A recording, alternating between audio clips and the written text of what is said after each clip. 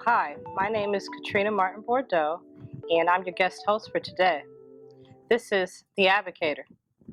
Our mission is to promote local business and prosperity and to bring awareness to local and national issues that impact the community.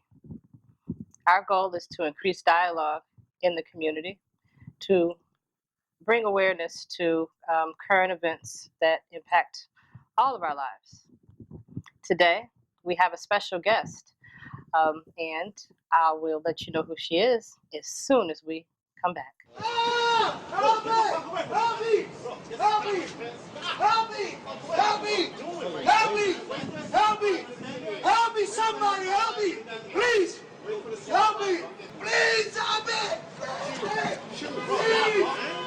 Please! Help me! Yo, leave him alone, man. What the hell, yo? Please! Oye, oh, Yo, grábalo ahorita. sí. Help me! Help me, please! Help me! Help me! He's like,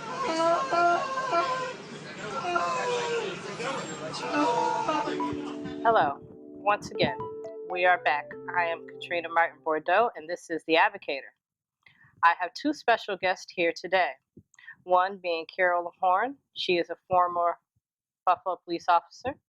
And we also have Eddie Egru. He is a local businessman. He's a building contractor. So our topic today is police brutality and corruption. So I'm going to turn it over to Cariol, and she is going to start by telling us why she's here today. So hello, Cariol. How are you today? Hi, I'm good. All right. How are you today, Eddie? I'm good, thank you. All right, Thanks good. for the invitation. Good. Okay, so I just want to start this out by speaking on the issue that's taking place right now throughout the country, and our issues that we have with our law enforcement and our justice system. Currently, right now, there is rallying and protesting going on throughout the country, but our main focus is Baltimore and what's happening there. So, if you would start by explaining your story a little bit and tell us why you're here. Okay. I was fired as a Buffalo police officer because I stopped my coworker from choking a handcuffed man. They blurred the story, made it seem like it was one incident, when it was actually two incidents, one inside of the house, one outside of the house. So on November 1st, 2006, I got the call of an officer in trouble, and I went to 707 Walden. Okay. When I went in to the house, you had to go through a driveway, a side door, a flight of stairs, and then you make a left, you go into the kitchen. Okay. You make immediate right, then you can see into the dining room.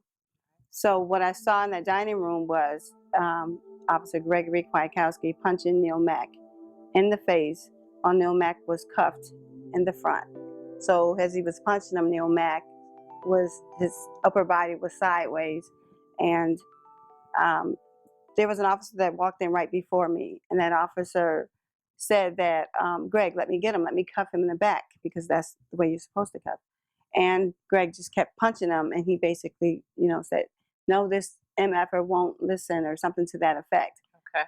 So then the officer stepped back because he said that it was pepper spray in the air. So I stepped back a little, and Greg pushed Neil Mack towards the door, towards us. And then we just, like a lot of officers, just started pushing Neil Mack out the door. Okay. So once we went out the door, down the flight of stairs, out into the yard, we were pushing, and Neil Mack's leg got caught into the gate. So we had to pull back and then push forward. Once we pushed forward, some of the officers started dispersing, because now he was going to take Neil Mack to the patrol car. Okay. And once he was taking him to the patrol car, I was behind him because I was about to walk to my patrol car. Okay. And once I was walking to the patrol car, Gregory stopped, spun Neil Mack around, and just started choking him. So I said, Greg, you're choking him, thinking that maybe whatever happened in the house, he was still upset about. and that he would stop choking him. Well, he didn't. So I grabbed his arm from around Neil Mack's neck. And when I grabbed his arm from around his neck, he came up and he punched me in the face, causing me to have a bridge replaced that I had in my mouth for 10 years. Okay. And so then, of course, then we started arguing, and so I was about to hit him back, but two officers pulled me back. Okay. And when he pulled me back, then my rotator cuff got torn. Okay. And then two officers came in front of us. So then the lieutenant ordered us to go back to the station house. Okay. So I went to the patrol car, got on the phone, and called the chief, who was Chief Scott at the time. Okay. Called her and said, you know, Gregory Kwiatkowski punched me in the face. Okay. She asked, was it intentional? And I said, yes, it was. So she said, well, come back to the station house. And I said, well, I'm on my way now because the lieutenant ordered us back. So I go to the station house, and I'm in her office explaining to her what happened. And Lieutenant Brinkworth, he comes in, he storms in the door. He says, she jumped on Gregory Kwiatkowski's back. And I'm looking puzzled. I said, no, I didn't. That didn't happen. And then how can I jump on his back when we're face to face and there's a suspect between us? Okay. I said I grabbed his arm from around Neil Mack's neck. So we were face to face, and let's just say that card was Neil Mack. Okay. So how can I jump on his back? And then, you know, the officers testified. Oh, well, let me just go ahead with the story before the testimony. But with the chief called PSD, which is the Professional Standards Division. Okay. They came to investigate. When they came, they wrote down what time we came in. They wrote down who they spoke to, and they wrote down what we said. Okay. Both of those lieutenants, Lieutenant Ortiz and Lieutenant Terranova, both of them wrote in their notes that Gregory Kwiatkowski told them that he had Neil Mack in the chokehold, chokehold, whatever their writing was. So he told them that day, right after it happened, that he had him in a chokehold. Okay. And then when he testified, he changed his story. Okay. So then he said that I punched him in the face, which I really was about to, but I couldn't because the officers had pulled me back, and two other officers got in front of us. How many officers were there that witnessed this event? I'm not sure exactly how many were there to witness it. Okay. But there was one, Ann Vaniel, when the two officers pulled me back. She was on the left-hand side. Okay. And she came and testified and showed a demonstration of me on Greg's back punching him. Okay. And then Greg came in maybe 10 or 15 minutes later. We showed him the demonstration, and he was asked, did I do that to him? And he said, no, she was never on my back. Okay. But they found me guilty of being on his back. But then there was a Captain Mann, who had nothing to do with the situation at all. There was a newspaper article that came out, and I went to the newsroom to correct the person that wrote it, because in the newspaper article it said that I did things that I didn't do. Okay. So I went to correct them and tell them that, you know, this didn't happen. So when I went to correct them, I saw Captain Mann in the hallway. Captain Mann testified that I told him that I jumped on Greg's back. I said, why would I tell him that I jumped on Greg's back when I was going to correct the news person to let them know that I did not jump on his back and that the information that they were printing was wrong? Okay. I want to ask you a quick question before we take a break, because we'll take a quick break. Do you think that it's an issue with culture within the police department? Are police officers afraid to like break the code of silence?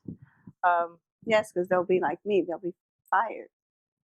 Okay. Or even worse, like Christopher All right. Dorner, who was killed. Okay. So we'll go into a quick break. Hold that thought. We'll be right back.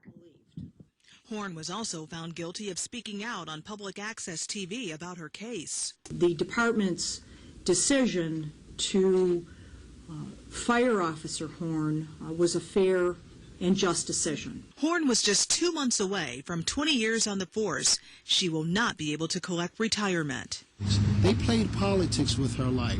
During her hearing, Horne's attorney made scathing accusations. At one point, he tried to tie the police commissioner to crack.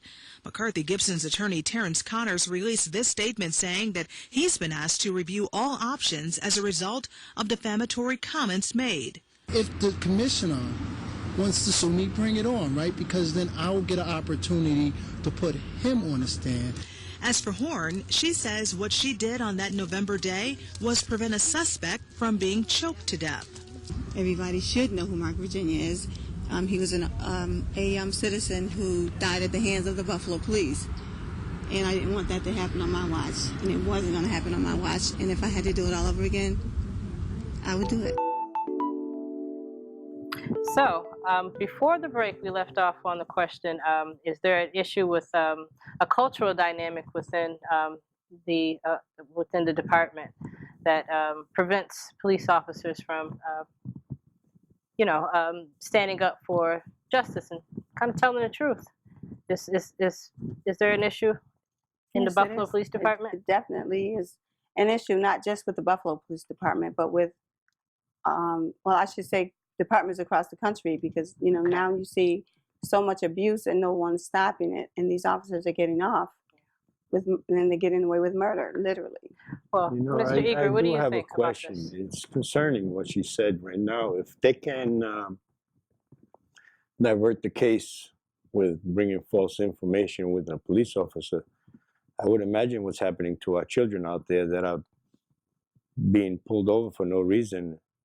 And this kind of indicates that it's leaning more towards that's happening more often than we predict. Yeah. I would agree, because if we question the story, the testimony, the statement of an officer that's a victim of, and in essence witnesses a crime, then logic would tell me that just average, regular, everyday folks with no authority. Yeah, a lot of the laws have been changed in order for police officers to stop individuals, like the stop and frisk law. You just stop people for no reason, or just because you feel like it, or there's no knock warrant where you're going into people's homes, so it's like you're not even safe in your own house. Okay. Well, your experience as a police officer, is there a level of stereotyping individuals? Yeah, there is. Okay. There is. And how is that done? Are there more roadblocks in the impacted communities than there would be in areas that don't have as much crime? I believe so, yes. Roadblocks are all over, really. It's not so much local. I see more roadblocks taking place in suburban areas more than here. Okay. But what I do see here is a lot of our children have no other way out in this society because of, one, the labeling, two, the arrest histories that they have, and tomorrow when they go to an employer, because of some of those minor arrests, have labeled them. That's right. And this country has I'm not going to say just the country, people in general have a way of labeling, adding to the label. And it makes it more difficult for our young men and women to continue their careers. Right. If I could remember back in my father's generation and on, those labor skills were not necessary for you to have proper education. Today, they turn around and use those little records of theirs that anybody can have access to and say, well, you got no education, you got a record, and they don't want to take them into work. And I think labeling with the law enforcement, and especially in cities nationwide, a lot of people are being harmed for no cause. So and I agree with that. But in your case, in your situation, how did this play out for you? Well, I got fired and I lost my pension. You were fired on the basis of? On the basis of those lies that they told, but they said that I jumped on his back. I came onto a program like this to tell the truth about what happened, and they brought me up on 3 charges for that, found me guilty of that. They said because the investigation was still going on, but if I was brought up on charges, I assumed the investigation was over, and they felt that I had did something wrong. So I came on the program to explain my version and to let them know that I didn't do anything wrong. So were you ever charged with a crime? Were you charged with an assault on the police officer? I was charged administratively with obstructing. They blurred the incident and made it into one incident to say that he was trying to arrest Neil Mack and that I tried to stop him. But, you know, as I told you, when I went in, he was already handcuffed, which was clear to me that he was under arrest. And then I helped get him out of the house. So there was no arrest for me to stop. Why was he handcuffed from in the front? I noticed that when you first said that, then you mentioned it. That was a question I was going to ask you. Why was he cuffed in the front to begin Well, with? they said that they couldn't control him to handcuff him in the back. Okay. But like I said, the officer in front of me offered to cuff him in the back, but he wouldn't let him.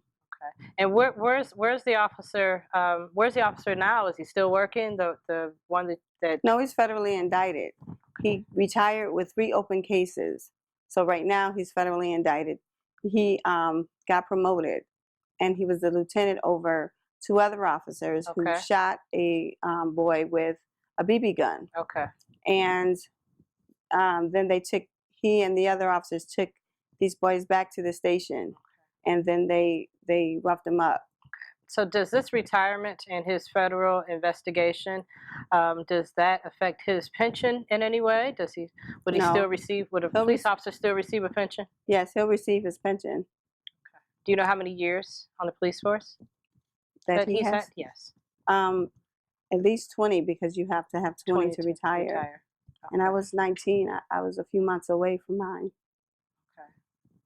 So how has it been for you since you've lost your position as a Buffalo police officer? It's been rough. Financially, it's been rough. But with all of the violence going on across the country, it's made me want to speak out about what happens. And then you were speaking about, you know, the criminal records. Yeah. One arrest creates so many jobs that, you know, the corruption goes higher than just the police officer. So if you have one arrest, then you have jobs for judges, lawyers, police, probation, parole, correction, and Okay. eventually prison. It's the corporate network, Okay. just like it's happening generally in the American, that we know the 1%ers. It's also part of that because prisons make money. Right, exactly. And they're trying to fill the prisons, and that's why the laws are being changed to stop people for no reason, and then create a arrest record for them. And 3, I call it the trilogy. Okay. It's harassment, resisting, and obstructing. Those 3 charges, if they can't find anything else, they Those give. will be the charges that they'll. If I may ask one question, it's always been puzzling me, and it's a question that we've talked among other people. Is it true that when you see a bunch of young men somewhere and let's say one of them has a little bit of marijuana on them, is it true that most of the time that the 3 of them would get arrested either way? Yep. Even though it was just one that had the Yes. property on their property. Yes. So what you're telling me is the other 2 kids got locked up for something they had nothing to do. Exactly. Well, yeah, And then hold that thought. Okay. We're going to take a quick break, and we'll be right back with the Advocator to finish this conversation. It was a shocking police beatdown captured 3 years ago on dashboard cam in Bogota, New Jersey. 2 officers called by parents to assist their emotionally disturbed son into an ambulance instead tackled the man and punched him in the head. When Officer Regina Tasca intervened, prying the officers off the man, she was brought up on charges by her chief and eventually fired. The officers at the time even threatened the victim's father. In that moment, my son was jumped and punched. Had she not been there doing what she did to protect him, I can pretty much say with certainty that things would have turned out quite differently. Tasca, the only female and gay officer on the Bogota force, had previously complained to her bosses she was being harassed by fellow officers. And during the departmental hearing to fire her, the attacking officer from neighboring Ridgefield Park Police admitted that he covered up punching the victim. He lied about his training in dealing with an emotionally disturbed person and violated protocol with the tackle and punch. He was not brought up on any charges at the time. And the campaign to smear Tasca on the Bogota force continued. Her own boss, Captain Jim Sepp, admitting he lied in his report to fire her by failing to interview witnesses, twisting quotes, and destroying notes from his own report. Lying means that you did something wrong, and I know I didn't do anything wrong. I protected that kid. I did exactly as I'm trained to do. Hello, I'm Katrina Martin Bordeaux, and we are back with The Advocator. And we have our special guest, Cariol Horne and Eddie Egru. And our topic for today is police brutality. So I would like to ask Cariol Horne a question in relation to her activism now in the community in relation to the issue on police brutality. So I see you have taken a more active role in the community as far as police brutality. And what are some of the interventions or remedies that you think that we need to have around addressing this issue of injustice? Well, I would like to introduce Cariol's law. Okay. And in that law, I would like to protect officers who do want to speak up about bad officers, because the reason they don't want to speak up is because they don't want to end up like me, fired.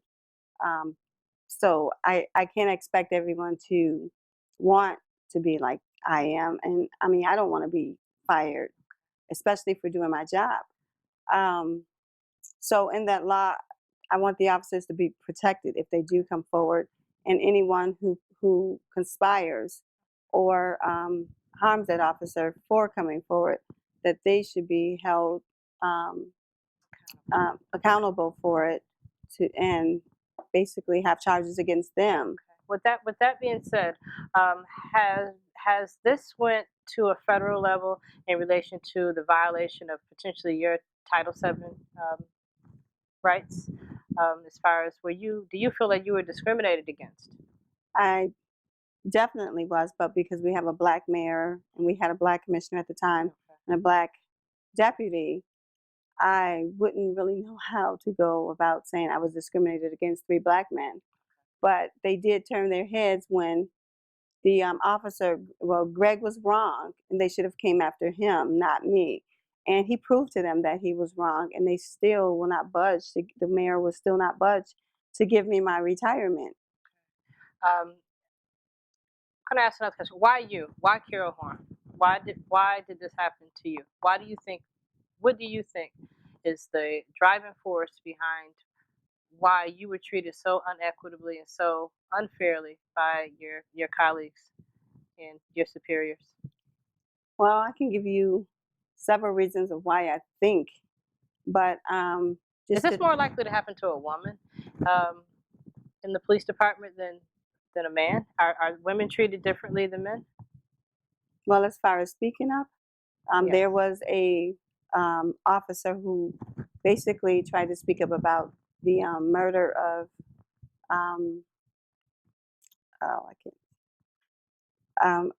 I'll think of his name, but she basically was ostracized and basically just she wound up retiring. Okay. But they treated her so bad because it bothered her, that this man died. Yeah. So, as far as them coming after women and treating women differently, I believe so. So nobody has approached you or tried to help you on a federal level in relation to potentially addressing and seeing if any of your civil rights were violated? There was. I'm not sure exactly if the case was a Title VII. Okay. I'm not sure. All right. If I may ask her one more question, Yes. referring to what we asked before. Being that you're an officer that came out and speaking the truth about what's going on, what would you tell our children today in which way to behave? Because this is what they might expect. Just be respectful to the officers. Not that nothing will happen because you're respectful, but still be respectful. Because it's always beyond what the original charges were. Exactly. What do you think It's- about our area here in Buffalo? Do you think that we stand up enough for social issues and social causes? Do you think we need to organize better, have more protests and rallies? What do you think that we need to do here in Buffalo to do our part civically in bringing awareness to this issue of police brutality? Now, I'll ask Mr. Eager first. Well, of course, jobs is always the easiest answer to say, but it's how we create the jobs. I think we've forgotten where we come from. Okay. I think this nation is moving faster than they can handle it. I think we're segregating our people in communities, whether it's by color, whether it's by financials or neighborhoods. We have to concentrate on these neighborhoods because, you know, when we have bad neighbors, that makes us bad too. So what do we want to do is we want to protect and revitalize neighborhoods like this where our children are troubled at the most. Not because they are troubled, it's because that's what they have. Atmosphere is everything in life. I'm sitting in the living room with a nice, comfortable couch, a beautiful table, glass of wine, I'm going to sit up and drink it like a man. But if I'm sitting in the living room with potato chips and beer and everywhere, I'm going to lay down and drink it like a lazy bum. I think it's important for us to show our children what officers do every day. Yes.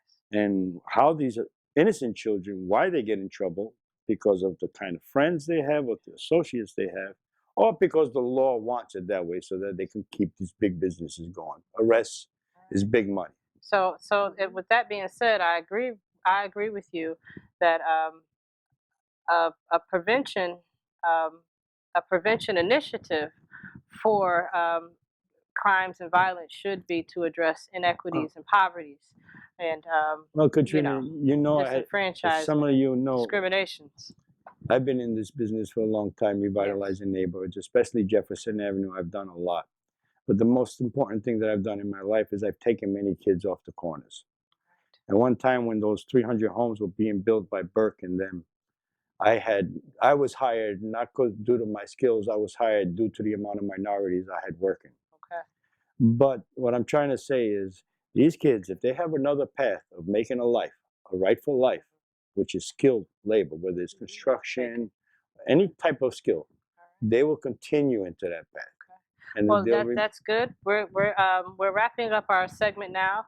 I want to give a chance for both of you to give us any information that you may have, any websites, any. Can we follow you on Facebook? You know, social media. Facebook is a place to follow me. Okay. Website I do have, but it has All right. more international All right. issues Well, look on it. for us on Eddie Eager on Facebook. And what about you, Carol? You can find me at Get Cariol Horne Her Pension on Facebook. Okay. All right. Then I'll have Great. information Well, you there. all have been wonderful guests. The community and supports both of you, really supports your issue, and we want to get behind you and help you in any way we can. Thank you. This has been The Advocator. I'm Katrina Martin. See you next time.